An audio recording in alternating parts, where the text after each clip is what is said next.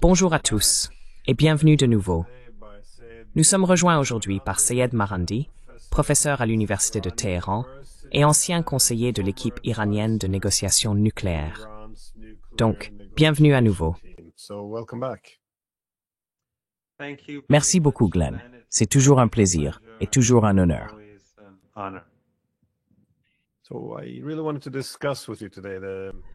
Je voulais vraiment discuter avec vous aujourd'hui de la destruction continue de la Syrie. Et je me suis dit qu'un bon point de départ serait l'opération de la CIA, connue sous le nom d'opération Timber Sycamore. Je me demandais, que savons-nous réellement de cette opération aujourd'hui, en termes d'informations qui ont été publiées et vérifiées?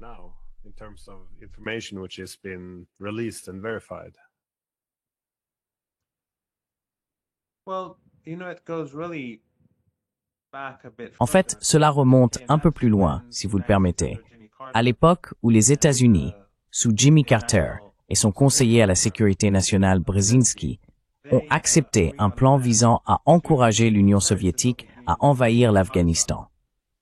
Ils ont essentiellement soutenu ce qu'ils appelaient les Moudjahidines, afin de favoriser cette occupation de l'Afghanistan par les Soviétiques. Leur objectif était de créer un Vietnam pour Moscou. La plupart des gens pensent que le soutien ou l'implication des États-Unis est venu après l'invasion. Mais ce n'est pas vrai. Il est intervenu avant, et c'était pour encourager l'invasion et l'occupation. Cela ne justifie en rien ce qu'a fait l'URSS, mais c'est une note de bas de page très importante dans l'histoire.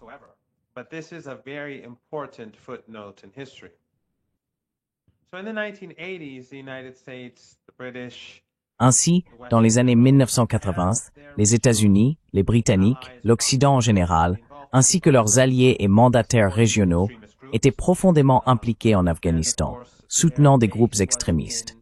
Et bien sûr, leur base se trouvait au Pakistan. L'Iran soutenait également des groupes de résistance à l'occupation, mais il s'agissait de groupes différents. Les groupes soutenus par les Iraniens n'étaient ni wahhabites ni salafistes. Ils étaient alors considérés comme faisant partie du courant dominant. Mais peu à peu, l'argent provenant des Saoudiens et des Émirats, qui étaient déjà impliqués à l'époque, a commencé à transformer la culture de l'Afghanistan et du Pakistan, d'ailleurs.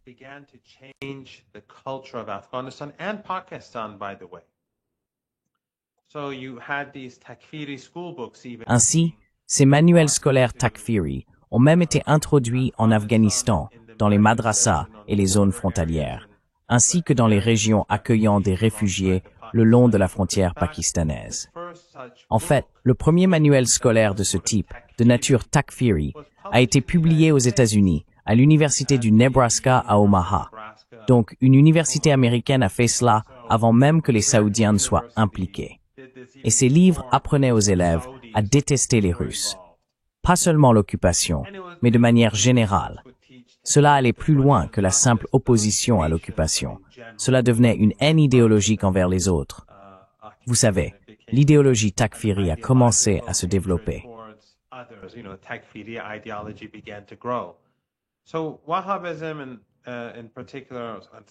Ainsi, le wahhabisme, et en particulier le salafisme aussi, qui étaient des idéologies assez obscures, ont pu, grâce à la richesse pétrolière de l'époque. Il n'y avait pas encore beaucoup de richesse gazière dans certains pays, mais la richesse pétrolière a beaucoup contribué à leur influence. Et donc en Afghanistan, on a vu l'émergence des talibans, enfin pas encore les talibans à ce moment-là, mais différents groupes dont les talibans sont ensuite issus. Mais à cette époque, il s'agissait de groupes distincts qui s'entretuaient souvent. Ils se tuaient entre eux plus qu'ils ne tuaient les soviétiques. Et puis, après le départ des soviétiques, il y a eu la guerre civile. Mais ce qu'il faut retenir, c'est que ces différents groupes étaient financés et soutenus par l'Occident.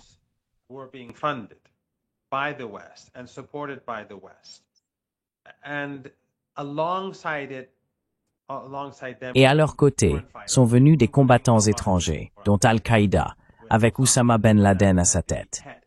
Maintenant, quelle était l'importance de ces combattants étrangers? C'est une toute autre question, mais ils étaient là. Ils étaient présents en grand nombre. Ils étaient donc soutenus par l'Occident, et bénéficiaient d'un appui important de la région du Golfe Persique, des régimes familiaux arabes. Ils combattaient essentiellement aux côtés des États-Unis contre l'Union soviétique.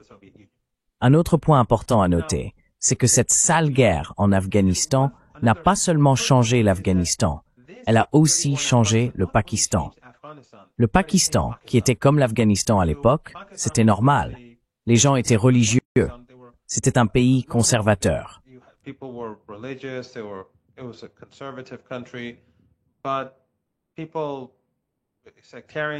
Mais le sectarisme et la haine que nous avons vu grandir par la suite étaient pratiquement inexistants à l'époque, du moins tels que nous les avons connus plus tard. Par exemple, au Pakistan, lorsque j'étais jeune, beaucoup de mes amis pakistanais, dont beaucoup sont aujourd'hui décédés, bien plus âgés, ou encore vivants mais plus âgés que moi, me disaient qu'avant l'arrivée des États-Unis, des Saoudiens et d'autres, certains ne savaient même pas s'ils étaient sunnites ou chiites. Ils étaient tellement mêlés, et leurs activités culturelles comme l'Akura étaient célébrées ensemble. Il n'y avait pas ce sectarisme, ni la haine que nous avons vu se développer en Afghanistan envers le peuple soviétique. Cela n'existait pas, ou du moins, c'était très limité et marginal.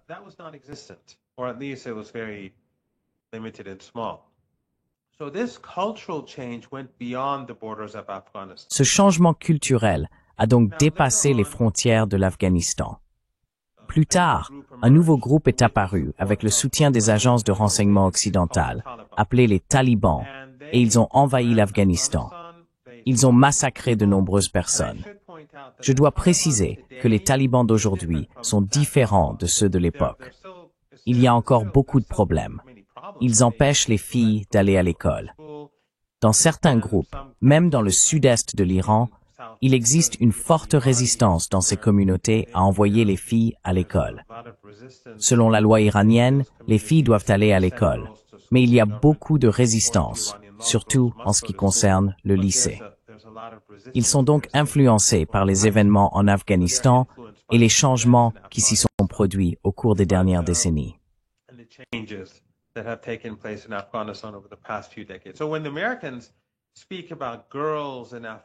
Donc, lorsque les Américains parlent des filles en Afghanistan, de leur accès à l'école et à l'éducation, en réalité, leur soutien au wahhabisme et au salafisme à la fin des années 1970 et dans les années 1980 a contribué à créer cette situation. Ce n'est pas comme si, avant l'arrivée de ces agences de renseignement occidentales, les filles, qu'elles soient religieuses ou laïques, étaient interdites d'école en Afghanistan. Nous avons donc assisté à ce changement culturel, puis il y a eu le 11 septembre. Je résume beaucoup, et ce n'est pas très précis, mais pendant un certain temps, nous avons pensé que les États-Unis avaient tiré les leçons de cette histoire et qu'ils ne collaboreraient plus avec Al-Qaïda. Bien sûr, je ne veux pas entrer dans le récit officiel du 11 septembre, ni dans les questions qui ont surgi à ce sujet. Mais je dois dire que mon opinion sur le 11 septembre, juste après les faits, est très différente de celle que j'ai aujourd'hui.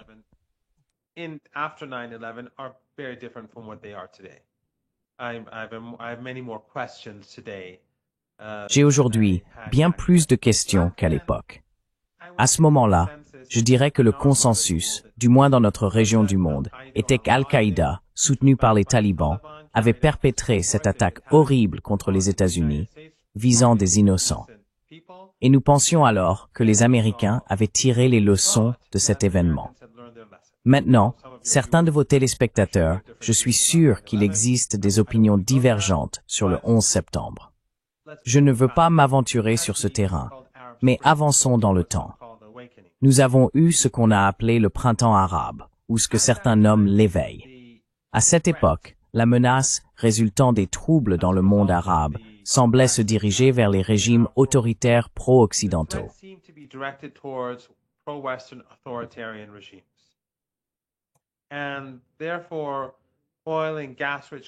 Par conséquent, les pays riches en pétrole et en gaz du Golfe Persique se sont probablement sentis aussi menacés que n'importe qui d'autre. Ainsi, eux et l'Occident ont essentiellement conspiré pour créer une force alternative et orienter ce printemps arabe dans une autre direction.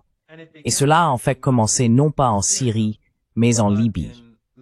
En Libye, nous avons vu pour la première fois, du moins ouvertement, l'Occident collaborer avec Al-Qaïda pour renverser Kadhafi.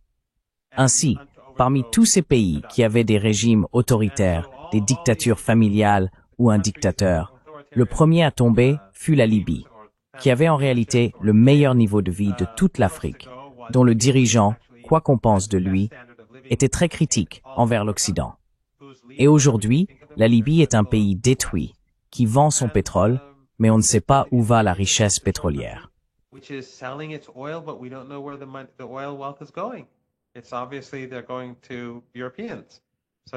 C'est évident qu'ils vont vers les Européens.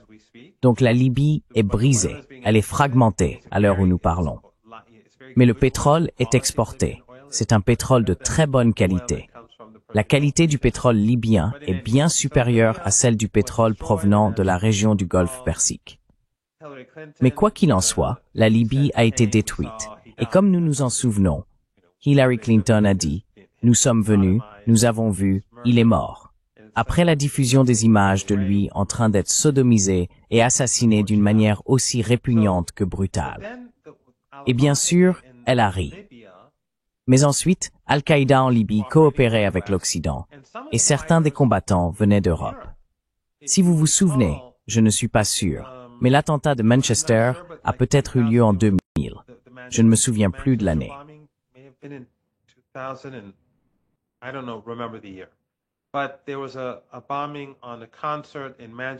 Mais il y a eu un attentat à la bombe lors d'un concert à Manchester, à la Manchester Arena, où une vingtaine de jeunes ont été assassinés par ce groupe. Un jeune homme qui avait combattu en Libye aux côtés de son père, et ils étaient liés à Al-Qaïda. Et ce n'est pas comme si le gouvernement britannique ignorait ce qui se passait. Ils facilitaient eux-mêmes, tout comme les gouvernements d'autres pays, le déplacement de personnes vers la Libye pour rejoindre le combat contre le gouvernement de Tripoli. Nous avons vu Al-Qaïda réapparaître comme un outil de l'Occident. Et cela, littéralement, une décennie après le 11 septembre. Après le 11 septembre, et toutes ces guerres sans fin, la guerre contre le terrorisme et tout cela, et les milliers de milliards de dollars gaspillés dans toutes ces guerres, provoquant la mort et la destruction massive, des millions de personnes déplacées de chez elles, et se rendant en Europe, pour beaucoup d'entre elles, créant ainsi un énorme problème politique en Europe, même à la suite de ces guerres.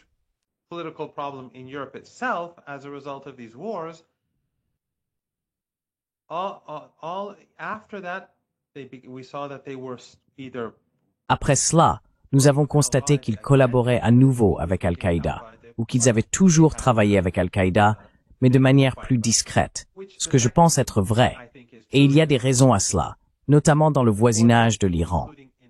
Il était assez clair qu'Al-Qaïda était utilisé par les agences de renseignement occidentales en Irak, au Pakistan, en Afghanistan, et ainsi de suite. Mais quoi qu'il en soit, après cela, nous avons vu, avant l'opération Timber Sycamore, les États-Unis s'impliquer en Syrie. C'était quelque chose dont les Américains parlaient et discutaient bien avant les troubles en Syrie. Vos téléspectateurs peuvent le vérifier. Il y a beaucoup d'informations à ce sujet. Il existe du matériel sur Wikileaks et d'autres documents qui ont été publiés ou divulgués et qu'ils montrent.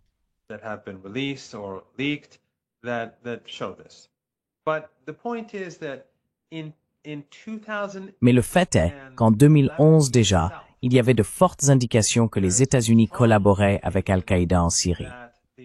Par exemple, le 12 février 2012, au début de l'année 2012, nous avons vu ce que l'email divulgué par Wikileaks montrait, que Jake Sullivan, qui est aujourd'hui le conseiller à la sécurité nationale de Biden, avait envoyé un courriel à Hillary Clinton, qui était alors sa supérieure, et la secrétaire d'État des États-Unis, disant qu'en Syrie, Al-Qaïda était de notre côté.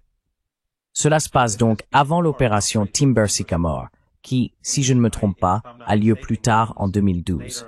C'est donc bien avant cela. Et il y a aussi un autre élément de preuve que je possède, qui est un peu personnel, et qui vient de mon bon ami et du vôtre, Alistair Crook. Alistair Crook was in Pakistan Alistair Crooke était au Pakistan dans les années 1980 et il connaît très bien l'histoire de ce qui s'est passé en Afghanistan. Plus tard, il est devenu un grand critique des politiques occidentales à cause de ce qu'il avait lui-même constaté. Et il a énormément contribué au débat, à éveiller les consciences sur la réalité que traverse actuellement le monde. J'étais à Beyrouth en 2011 en congé sabbatique à l'Aoubey, l'université américaine de Beyrouth, qui m'a d'ailleurs ensuite interdit d'accès, sur ordre du département d'État américain, qui leur a demandé de ne pas me laisser entrer sur le campus. Mais c'est une autre histoire. Je faisais aussi un congé sabbatique au Conflicts Forum. À cette époque, je me souviens qu'Alistair Crooke en 2011 m'a dit que ce qui se passait en Syrie était une sale guerre.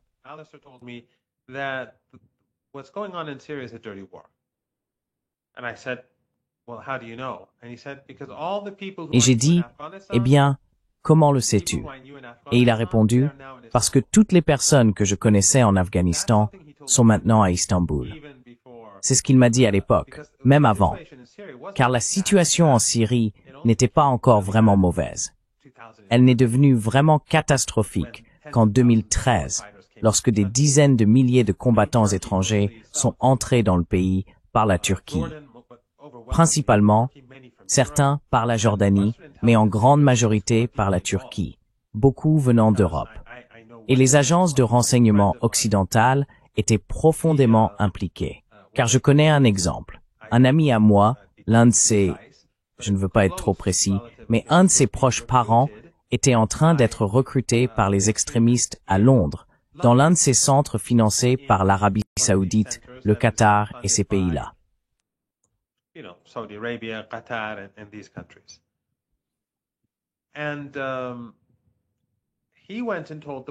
Et il est allé prévenir la police. Les parents de cette personne, qui apparemment n'était même pas religieuse, je ne connais pas cette personne, mais les parents ont parlé à cet ami à moi, qui était un parent, et il est allé prévenir la police. La police lui a dit, « Vous savez, n'intervenez pas, nous suivons cette affaire, nous savons ce qui se passe. » Et cela s'est arrêté là.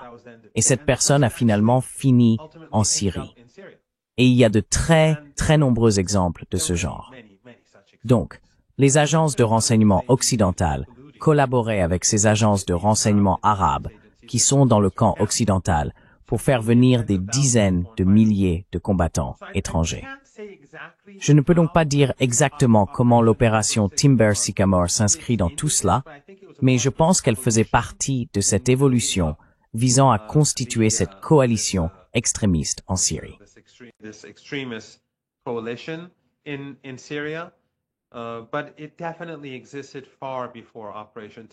Mais cela existait clairement bien avant l'opération Timber Sycamore. Et comme je l'ai dit, un élément de preuve important est l'email de Jake Sullivan. Ensuite, bien sûr, le Pentagone s'est également impliqué. On a notamment appris que des forces entraînées par le Pentagone combattaient parfois des forces entraînées par la CIA. Après avoir dépensé des sommes énormes, le Pentagone ne disposait que de très peu de combattants. Mais l'essentiel était que les armes arrivaient à destination.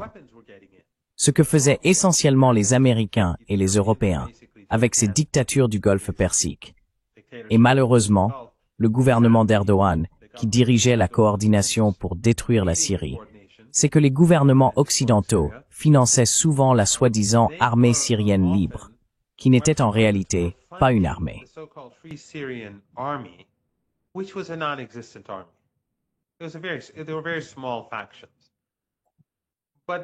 Il y avait de très petites factions, mais elles servaient en quelque sorte de point de distribution pour les armes. Donc je donnais les armes à A, que je ne considérais pas officiellement comme une organisation terroriste, mais je savais que A remettait les armes à B, C, D, E, F, qui étaient officiellement des terroristes. Tout comme Jolani, qui était un terroriste, mais qu'ils ont jamais éliminé, et qu'ils ont même aidé. Plus tard, ils l'ont retiré de la liste des terroristes et ont mis Maduro à sa place. Autrefois, on offrait 10 millions de dollars pour Jolani. Maintenant, c'est 50 millions pour Maduro, n'est-ce pas? Pour le président Maduro. Bref, je mentionne cela simplement pour rappeler aux gens la malhonnêteté et l'hypocrisie des États-Unis, de l'Occident collectif et de leurs alliés.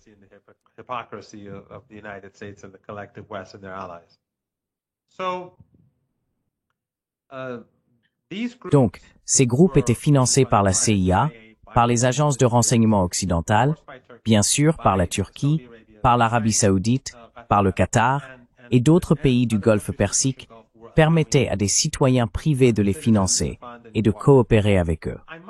Je dois toutefois préciser que des années plus tard, sous Mohammed Ben Salman, l'Arabie saoudite s'est éloignée de ce genre de choses. Aujourd'hui, pour de nombreuses raisons, l'Arabie saoudite s'est éloignée du wahhabisme et du salafisme.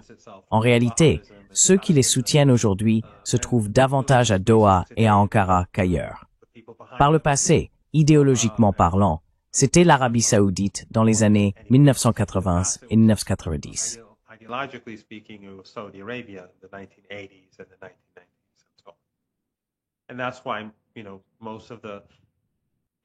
Et c'est pourquoi la plupart de ceux qui ont commis les attentats du 11 septembre étaient des Saoudiens.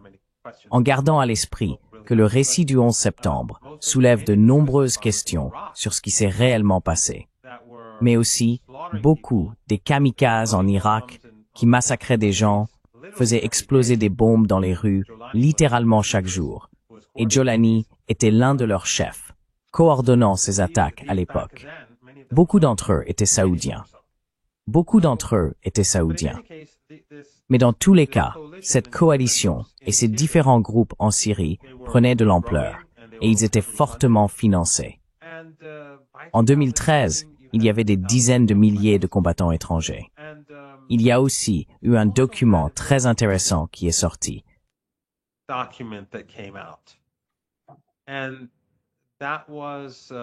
Et c'était le document de la Defense Intelligence Agency qui a été publié en 2012. Il a été rédigé en 2012. Dans ce document, il est clairement indiqué, et la Defense Intelligence Agency des États-Unis est l'organisation de renseignement militaire la plus importante au monde. Elle est immense. Elle compte des dizaines de milliers de personnes. Et dans ce document, il était dit que les alliés des États-Unis dans la région, la Turquie, le Qatar, l'Arabie saoudite, la Jordanie, les Israéliens, bien sûr, les Israéliens pendant toute cette période. D'ailleurs, tout ce que les États-Unis font en Syrie et au Liban, c'est fait pour, c'est la politique du régime israélien. Et les Israéliens soutenaient également ces groupes.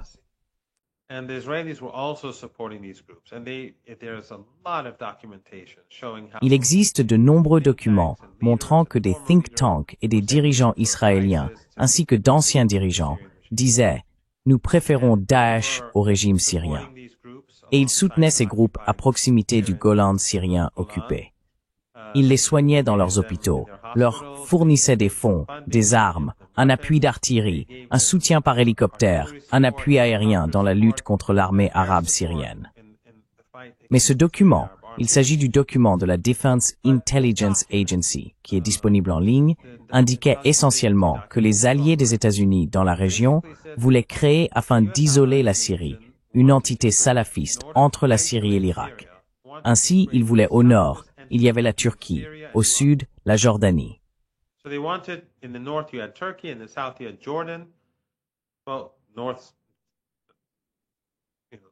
Eh bien, au nord, c'était la Turquie qui appliquait la politique de l'OTAN. Au sud, la Jordanie, bien sûr, était largement sous le contrôle de l'Occident. À l'ouest, il y avait le Liban, une situation très compliquée, et ils voulaient couper la Syrie de l'Irak. Donc, au final, ils voulaient créer cette entité.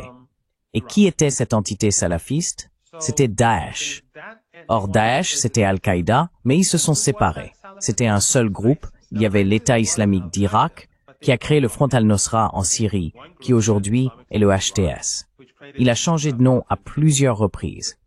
Et désolé pour votre public, ça peut être un peu confus, mais je suis presque certain que 90% de votre audience connaît cette histoire aussi bien que moi. Ou du moins, ils la connaissent assez bien.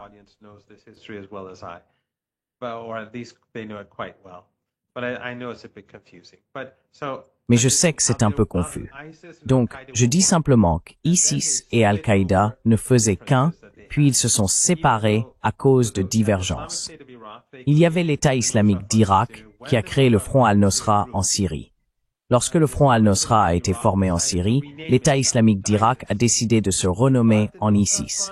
Mais le Front al-Nosra n'a pas accepté cela, car il s'agissait de l'État islamique d'Irak et de Syrie, ou Cham. Mais le Front al-Nosra n'a pas accepté, et ils sont même allés jusqu'à se faire la guerre. Ainsi, ces groupes extrémistes ont énormément grandi. Ils se combattaient souvent entre eux, mais ils combattaient aussi le gouvernement syrien. Donc, ce document qui est sorti en 2012 disait qu'ils voulaient créer cette entité salafiste.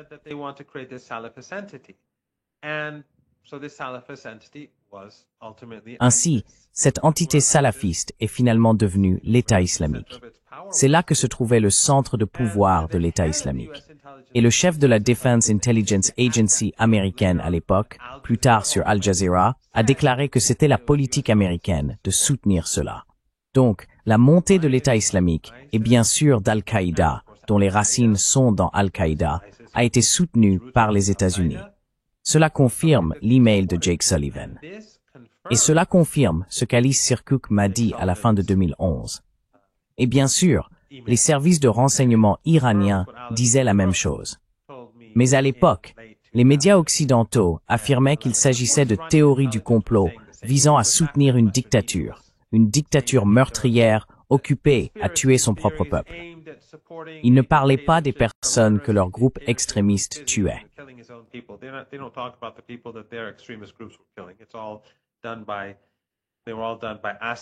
Tout cela a été fait par... Ils ont apparemment tous été faits par Assad. Il tuait, soi-disant, tous ces gens à lui seul. En 2013, c'est à ce moment-là que l'Iran... Pardon, je m'éloigne un peu de la question. Je digresse, mais je vais conclure là-dessus. C'est en fait en 2013 que l'Iran et le Hezbollah sont intervenus.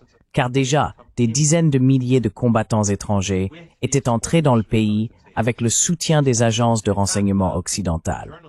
En fait, une journaliste de Press TV que j'avais rencontrée auparavant à Beyrouth, Serena Shim, se trouvait à la frontière entre la Turquie et la Syrie et rapportait que des camions de l'Organisation mondiale de l'alimentation étaient utilisés pour transporter des armes et des troupes de la Turquie vers la Syrie.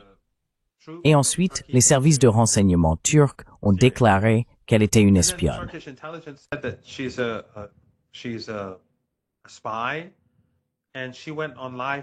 Et elle est passée à la télévision en direct, sur Press TV, et a dit « On vient de me dire que je suis une espionne. Je suis très inquiète. Je ne fais que rapporter les faits sur le terrain. » Et quelques heures plus tard, elle a été tuée dans un accident de voiture. Un camion a percuté sa voiture et l'a tuée.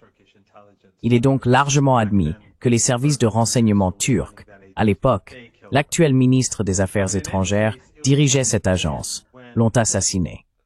Mais quoi qu'il en soit, ce n'est qu'à ce moment-là, lorsque des dizaines de milliers de combattants étrangers avaient été amenés pour renverser le gouvernement syrien, que l'Iran et le Hezbollah sont intervenus.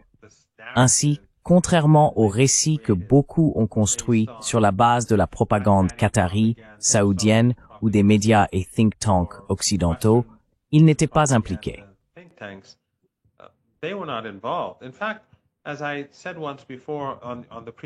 En fait, comme je l'ai déjà dit lors de l'émission précédente, la relation entre Assad et Erdogan était bien meilleure et plus étroite que celle entre l'ancien président Assad et les Iraniens. Ils partaient ensemble en vacances en famille, ils étaient très proches, et ce n'est qu'après cela que la rupture a eu lieu. L'Iran craignait donc qu'il s'agisse d'un complot occidental, ce qui était le cas, pour faire tomber la Syrie. Et ces pays de la région, pour leurs propres raisons, voulaient leur part du gâteau. Ils se sont profondément impliqués. Ainsi, l'opération Timber Sycamore n'a pas été le début, et ce n'était pas non plus la seule initiative en cours, mais elle faisait partie de ce processus.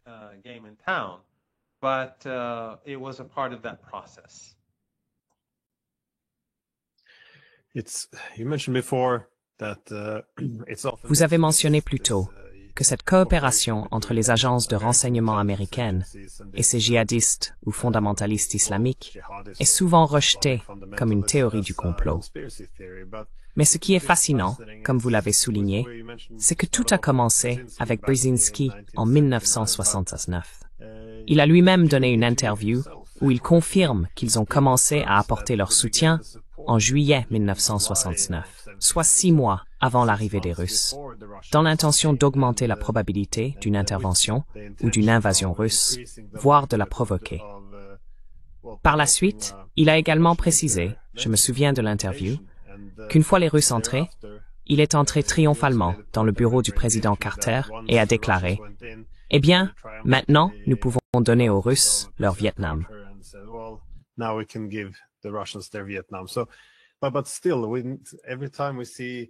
Mais malgré tout, à chaque fois, on constate que le récit semble en quelque sorte immunisé contre les faits, ce que je trouve très fascinant. Et bien sûr, la façon dont il est ensuite vendu aux médias, car toute la guerre en Afghanistan a ensuite été présentée au public, comme vous savez, une aide aux Afghans pour retrouver leur liberté. Et comme vous l'avez dit, cela ne signifie pas que les Soviétiques avaient raison d'envahir l'Afghanistan. En effet, je pense qu'ils sont tombés dans ce piège. C'était insensé. On peut invoquer le droit international, tout cela, mais c'est la même chose avec la Syrie. Peut-être que Timber Sycamore n'est pas le meilleur point de départ, car il existe ces mémos de la CIA des années 1980, de 1986, où ils soulignent en fait, où ils reconnaissent, que la violence entre les Alaouites et les Sunnites peut être une bonne chose, car cela nous permet d'utiliser les Sunnites comme alliés contre le gouvernement.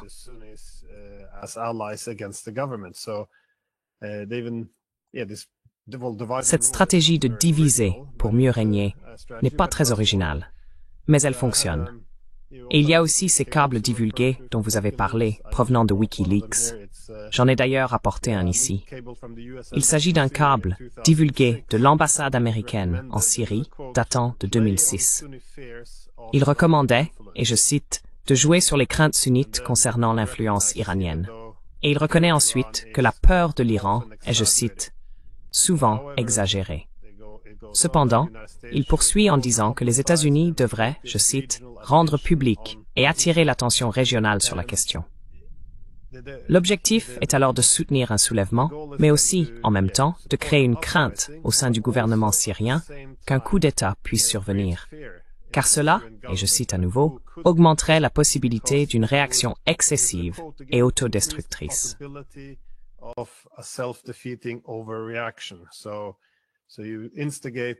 Donc, vous incitez d'un côté, en utilisant la peur et les rivalités ethniques, pour s'opposer au gouvernement, et puis bien sûr vous attisez la peur au sein du gouvernement. Ils espèrent donc que le gouvernement va réagir de manière excessive. Dans les années 90, beaucoup de travaux universitaires sont parus à ce sujet. On parle alors du dilemme de sécurité ethnique, où l'État s'en prend à un groupe ethnique, et ce groupe élève alors son niveau de méfiance envers l'État. Ensuite, ils finissent par s'affronter. Mais c'est exactement ce à quoi on assiste ici. Encore une fois, tout cela figure dans leurs documents.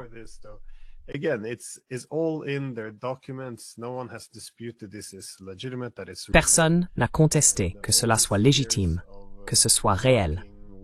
Et après toutes ces années à collaborer avec ces fondamentalistes, à coopérer avec Al-Qaïda, Daesh, et pourtant, cela reste considéré comme relevant de la théorie du complot, quelque chose que nous ne devrions pas prendre au sérieux. C'est un contrôle du récit incroyable. Et c'est tellement d'automutilation. Comme vous l'avez dit, on pourrait penser qu'après les attentats du 11 septembre, la conclusion devrait être que c'est peut-être pas une si bonne idée. C'est un peu comme les Allemands qui font venir Lénine pour sortir les Russes de la Première Guerre mondiale. Et puis, bien sûr, on a quelques décennies de nouveaux problèmes.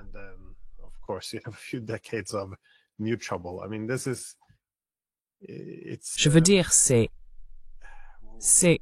quand il n'y a aucune transparence et aucune véritable information qui sort, il est très difficile de corriger le tir, de choisir une autre voie, alors qu'ils parviennent encore à vendre tout cela comme de la propagande. Mais ont-ils perdu le contrôle maintenant? Parce que, vous savez, auparavant, on pouvait écarter tout cela. Mais maintenant, avec ces courriels qui montrent qu'Al-Qaïda est de notre côté, Et bien sûr avec Jolani au pouvoir, où l'Amérique s'est littéralement alliée à l'État islamique et à Al-Qaïda, je veux dire. N'est-ce pas aller un peu trop loin ici? Vous avez aussi souligné que lorsqu'ils soutiennent des groupes de radicaux, tout en soutenant en même temps des groupes qui les combattent, ils sont un peu en train de perdre le fil. Je me demande, combien de temps cela peut-il encore durer?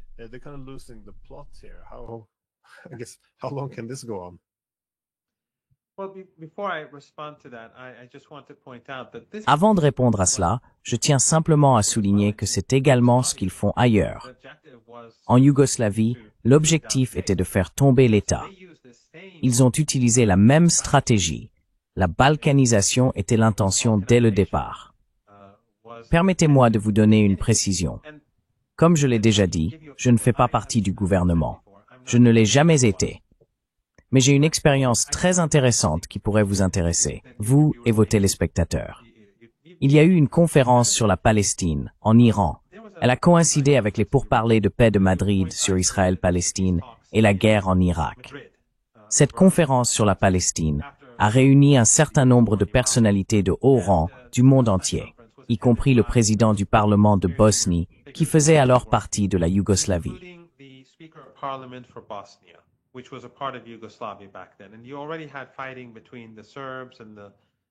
Et il y avait déjà des combats entre les Serbes et les Croates, mais la Bosnie n'était pas encore vraiment impliquée dans tout cela.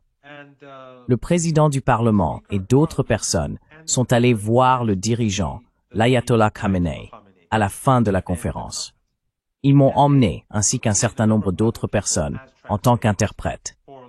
J'étais interprète pour 2 ou 3 invités. Chaque groupe de 2 ou 3 invités avait un interprète.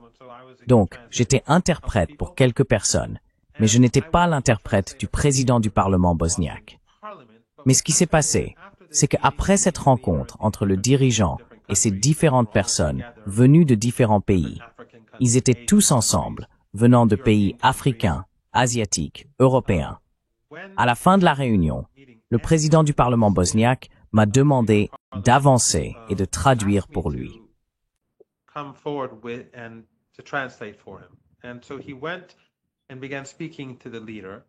Il est donc allé parler au dirigeant, l'Ayatollah Khamenei. C'est ma seule expérience avec ce dirigeant, et je n'étais qu'un traducteur, mais il a dit encore une fois, c'était il y a longtemps, donc je paraphrase, il y a des décennies, mais il a dit, nous voulons devenir indépendants, et nous voulons que vous nous souteniez. Et le dirigeant a répondu, vous êtes très petit. Il a dit quelques phrases, c'était clair. Je ne veux pas aller plus loin car je ne veux pas être imprécis, mais en gros il disait, vous êtes petit. D'après ce dont je me souviens, il ne pensait pas vraiment que c'était une bonne idée. Et puis le président du Parlement de Bosnie a insisté, nous avons pris cette décision.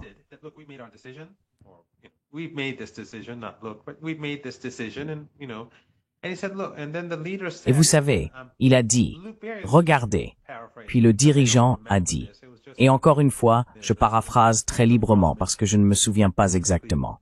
Le président du Parlement m'a essentiellement demandé d'y aller et de traduire, donc je n'en ai aucune trace. Je ne l'ai pas noté ni rien, donc je ne peux pas être précis.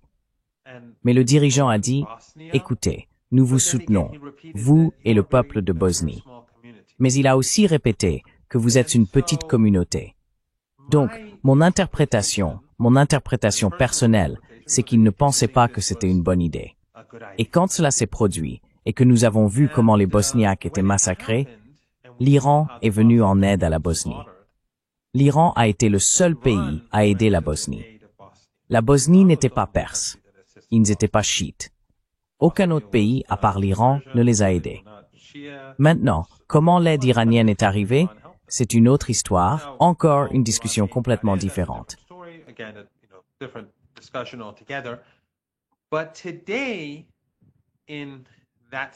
Mais aujourd'hui, dans cette même région, ils se réorganisent et poussent la région et le Caucase et notre région vers un potentiel désastre à nouveau. Maintenant, ont-ils le contrôle? Je ne pense pas qu'ils aient le même type de contrôle qu'il y a 20 ans, Glenn, parce que l'Empire occidental est en déclin et mène des guerres sur plusieurs fronts. qu'il s'agisse de guerre commerciale, de guerre ouverte ou de guerre sale.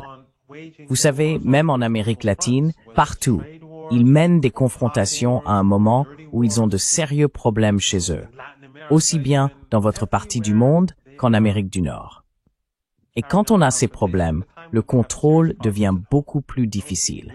Ce n'est plus l'époque où les États-Unis étaient l'hyperpuissance et où ils avaient non seulement beaucoup de pouvoir et d'autorité, mais aussi cette aura de puissance et d'autorité. Les gens sont naturellement plus intimidés qu'ils ne sont aujourd'hui.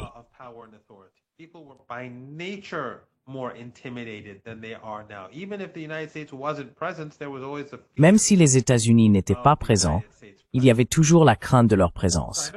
Donc je ne pense pas qu'ils aient le contrôle, mais ils sont en train de détruire le monde. De plus en plus, le monde dans lequel nous vivons devient une dystopie. Se réveiller le matin et voir des enfants morts à Gaza, se coucher le soir en voyant des enfants affamés à Gaza, puis voir des commentateurs américains dire « Non, il n'y a pas de famine » ou « C'est exagéré ». Tout cela est exagéré et il n'y a rien à voir là-bas. Et ce sont tous des membres du Hamas ou autre chose. Nous vivons de plus en plus dans une dystopie. Mais juste quelques notes en passant, et encore désolé pour mes réponses désorganisées, je suis toujours très désorganisé. Mais d'abord, tu as tout à fait raison à propos de la Syrie. Et ce qui est intéressant pour moi, c'est que j'ai beaucoup voyagé en Syrie. J'ai aussi souvent voyagé en Turquie.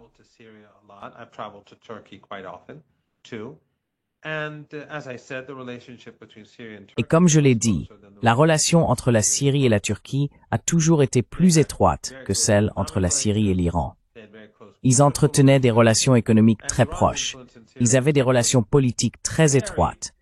Et l'influence de l'Iran en Syrie était très très faible.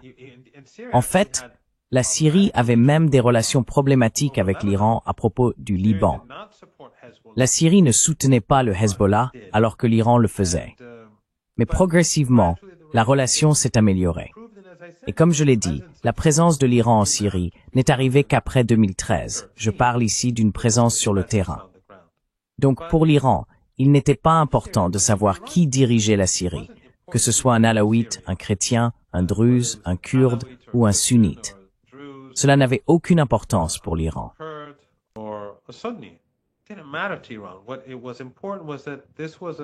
Ce qui était important, c'est que ce pays était indépendant du camp occidental et du camp dominé par Israël. Tout comme aujourd'hui, il y a la République d'Azerbaïdjan, qui est un pays à majorité chiite. Il y a un régime autoritaire, comme la plupart des autres, et l'Iran a de sérieux problèmes avec lui à cause de son alliance avec le régime israélien. Donc pour les Iraniens, la question, c'est Israël et ce que les Israéliens font au peuple palestinien. Sinon, l'Iran est favorable. Lorsque l'Occident soutenait l'Afrique du Sud de l'apartheid, l'Iran soutenait la résistance après la révolution. À l'époque du Shah, l'Iran soutenait le régime d'apartheid. Et à Cuba, Cuba est un pays communiste.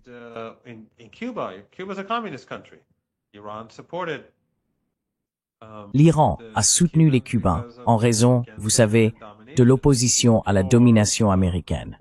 Ou le Venezuela qui est différent de Cuba parce que le gouvernement vénézuélien n'est pas, il se réclame du christianisme. Et l'Iran le soutient. C'est un pays très ami de l'Iran. Et l'Iran le soutient parce qu'il soutient ces pays qui veulent être indépendants de l'Occident. Donc le soutien de l'Iran à la Syrie n'avait rien à voir avec cela. Et comme je l'ai dit, j'ai souvent voyagé en Syrie.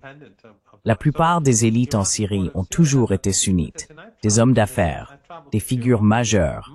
La plupart des personnes avec qui j'étais en contact en Syrie, à l'université ou ailleurs, ils étaient sunnites.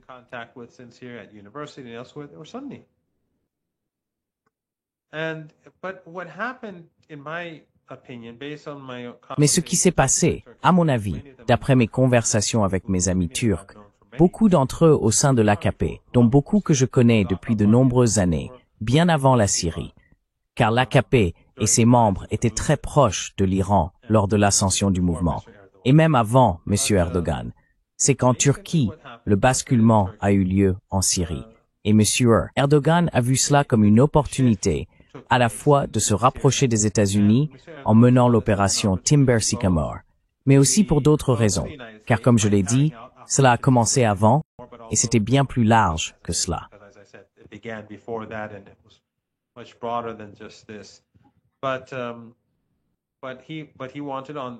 Mais il voulait aussi poursuivre ses propres intérêts. Ce que nous voyons en Irak, en Syrie, dans le Caucase et ailleurs, c'est qu'il avançait en parallèle, poursuivant ses propres intérêts, mais coopérant aussi avec les États-Unis et poursuivant les intérêts américains et bien sûr israéliens en Syrie. Donc, vous savez, il y a de nombreuses raisons qui expliquent la manière dont les pays agissent. En fait, l'ayatollah Khamenei a rencontré le président Erdogan à plusieurs reprises. Il a dit, écoutez, si l'Iran et la Turquie travaillent ensemble, nous pouvons résoudre beaucoup de problèmes de la région. Je ne connais pas les termes ou les phrases exactes, mais c'était l'idée. Mais M. Erdogan a choisi de s'en tenir à la politique de l'OTAN.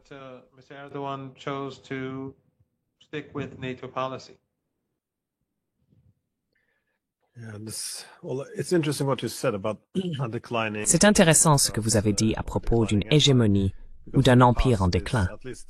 Car par le passé, il y avait au moins l'espoir de pouvoir contrôler l'issue lorsqu'on utilisait un instrument aussi grossier que de s'allier avec ces fondamentalistes. À mesure que la puissance des États-Unis décline, il y aura de moins en moins de capacité à réellement contrôler les conséquences et le chaos.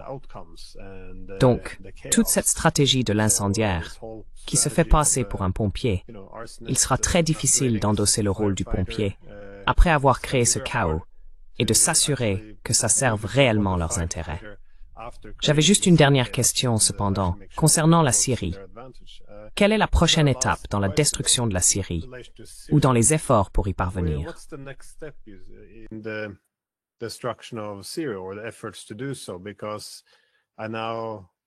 Parce que je lis maintenant des rapports indiquant que différents groupes armés druzes fusionnent sous le nom de Garde nationale en Syrie. Nous avons, pas au Liban, mais Israël renforce également une présence très profonde à l'intérieur de la Syrie, à la frontière avec le Liban. Je veux dire, où tout cela mène-t-il? Parce que cela commence vraiment à ressembler à une balkanisation et à une exploitation de la situation. D'un côté, il y a une coopération et un alignement avec le gouvernement syrien. De l'autre, il semble aussi y avoir une volonté de profiter des réactions à cela. Si quelqu'un veut se séparer ou s'opposer à eux, eh bien maintenant on peut diviser. Donc il semble qu'il y ait beaucoup de choses en jeu en ce moment. Comment voyez-vous la prochaine étape dans la destruction de la Syrie?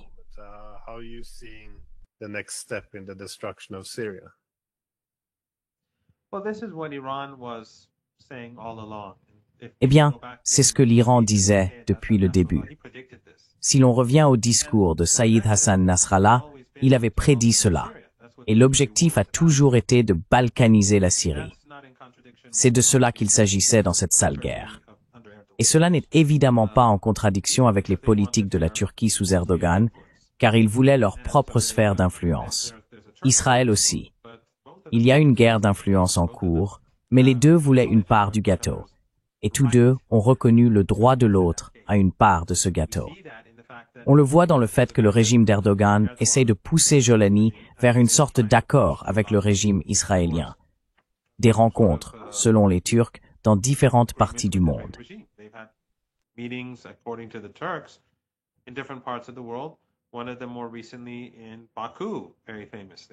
L'un d'eux plus récemment à Bakou, de manière très remarquée. Et maintenant, nous les voyons parler ouvertement les uns avec les autres. Le ministre des Affaires étrangères de Jolani s'adressant à un ministre du régime israélien, ouvertement ensemble.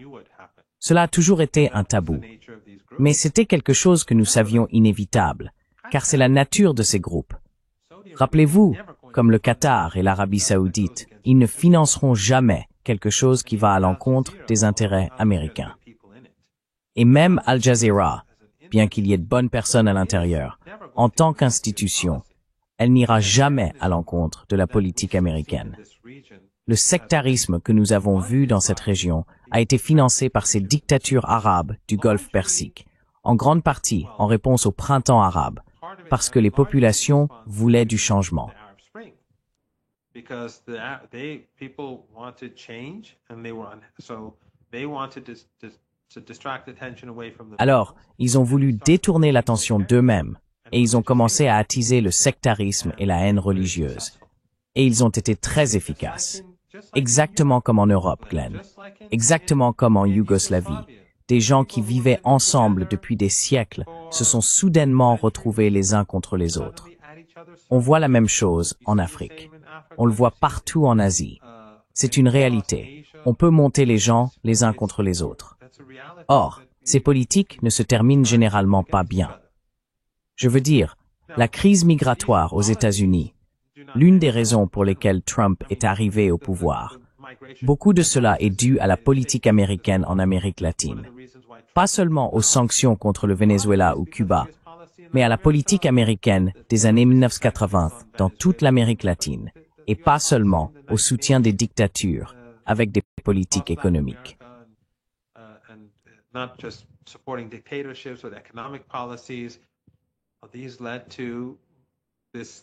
Cela a conduit à ce vaste mouvement de population vers l'Amérique du Nord.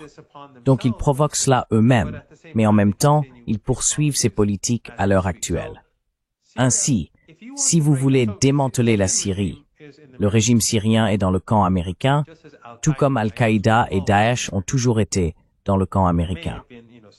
Il y a peut-être eu quelques groupes marginaux qui ont mené quelques attaques à Paris ou ailleurs, mais la majorité des attaques visent toujours l'Iran, la Russie, les intérêts chinois au Pakistan, en Irak, jamais en Israël. Ainsi, ce gouvernement d'Al-Qaïda et de Daesh non seulement arrive au pouvoir et s'inscrit fermement dans le camp occidental, mais il essaie aussi, Jolani ne cesse de dire aux Israéliens que nous avons les mêmes ennemis, l'Iran et le Hezbollah.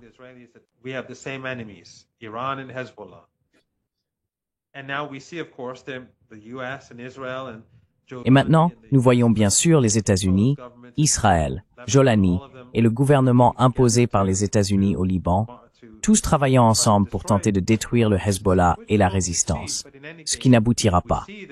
Mais en tout cas, la collaboration est évidente comme le jour. Seuls ceux qui ferment volontairement les yeux ne peuvent pas le voir. Mais avoir la Syrie dans le camp américain ne contredit pas une politique de balkanisation en Syrie. Ils veulent aussi la balkanisation, et c'est l'objectif depuis le tout début. Quelle est la meilleure façon d'obtenir la balkanisation? Faire arriver au pouvoir un gouvernement extrémiste qui ne peut pas tolérer différents groupes. C'est cela qui brise la société.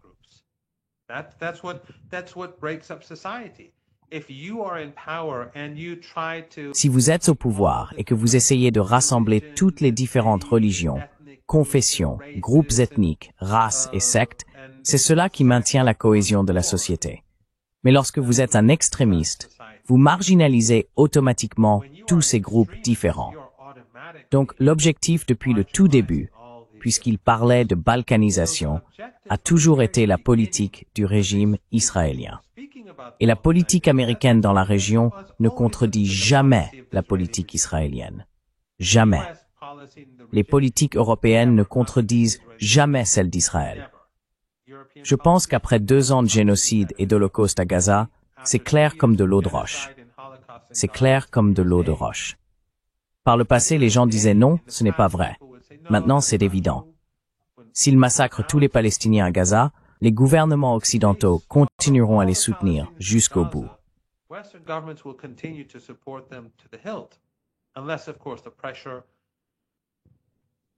À moins, bien sûr, que la pression dans les sociétés européennes et occidentales ne devienne insupportable. La seule raison pour laquelle ils commencent à parler de reconnaître la Palestine sur un bout de papier qui ne vaut rien, c'est parce que l'opinion publique à travers l'Occident est de plus en plus indignée et que les gens se réveillent et voient à travers la propagande. Donc le sectarisme, la haine religieuse qui venait du Qatar et malheureusement d'Erdogan et de l'Arabie saoudite, l'Occident a soutenu cela. Et en amenant ce régime extrémiste au pouvoir, l'objectif du régime israélien porte ses fruits. La Syrie explose. Donc au sud, les Druzes vont se séparer. Ensuite, les Kurdes vont se séparer. C'est ce qu'ils voulaient depuis le tout début.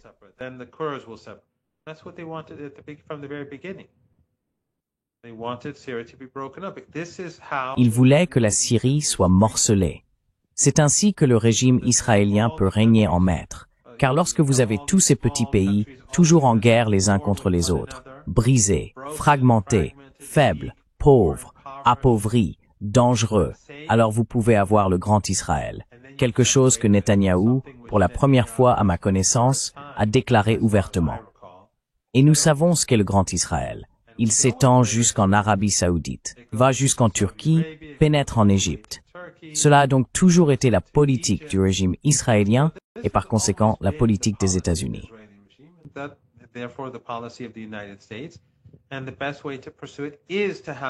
Et la meilleure façon d'y parvenir, c'est d'avoir Al-Qaïda et Daesh au pouvoir en Syrie. De la même manière, si vous avez un régime fasciste qui gouverne Paris, un véritable régime fasciste, vous allez assister à une guerre civile. Vous allez voir de la violence. Plus un gouvernement devient extrême, plus la société se polarise. C'était donc l'objectif dès le premier jour en Syrie. L'intention était de soutenir ces groupes extrémistes à travers ce qu'on appelait l'armée syrienne libre. Mais il était évident, dès le départ, que l'armée syrienne libre était une farce. Et une autre preuve, en plus de celle que vous avez donnée, c'est le rôle de l'ambassade des États-Unis, qui bien sûr a été clé dès le début en Syrie.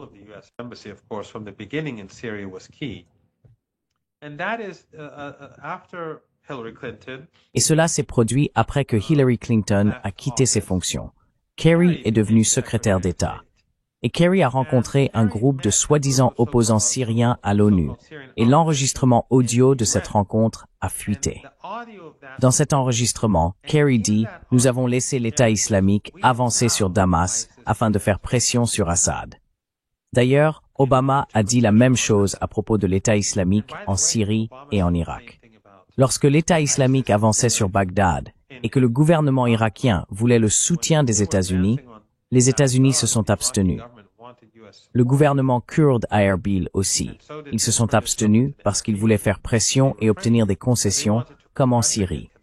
Et l'Iran est intervenu en Irak et a sauvé Erbil.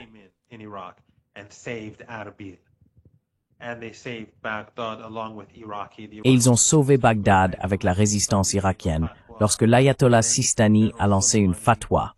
Puis le général Soleimani et le Hezbollah ont aidé à créer les forces de mobilisation populaire pour soutenir l'armée, et peu à peu, ils les ont repoussés. Sinon, l'Irak aurait été perdu. Les choses auraient été bien pires que ce que nous voyons aujourd'hui. Donc, ces guerres sales, ce n'est rien de nouveau. Elles se déroulent en ce moment même dans différentes parties du monde. Elles se produisent, vous savez, comme je l'ai dit, il y a un potentiel de conflit dans le Caucase. Il y a un potentiel de conflit dans les Balkans. Il y a un énorme potentiel de propagation du conflit dans notre région du monde. Et dans tous ces cas, on peut clairement voir la main des agences de renseignement occidentales et de leurs alliés régionaux.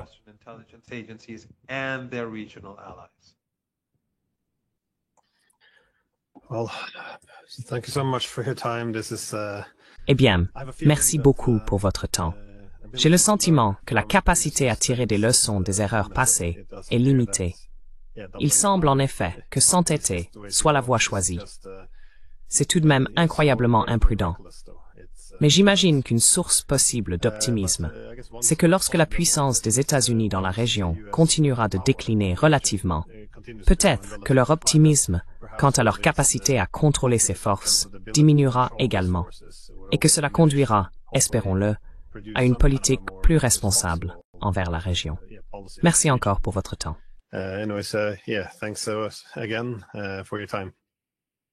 Miss Pofau, Miss Bo Auckland.